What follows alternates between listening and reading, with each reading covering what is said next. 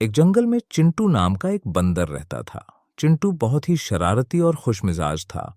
एक दिन चिंटू को जंगल के बीचों बीच एक छोटी सी किट मिली जिसमें ढेर सारी रंग बिरंगी कैप्सूल दवाएं थीं।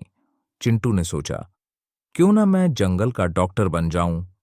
अगले दिन से चिंटू ने अपना डॉक्टर खेलना शुरू कर दिया। उसने अपने आसपास के जानवरों को बुलाया और कहा, अगर किसी को कोई बीमारी है तो मैं उसे ठीक कर सकता हूं।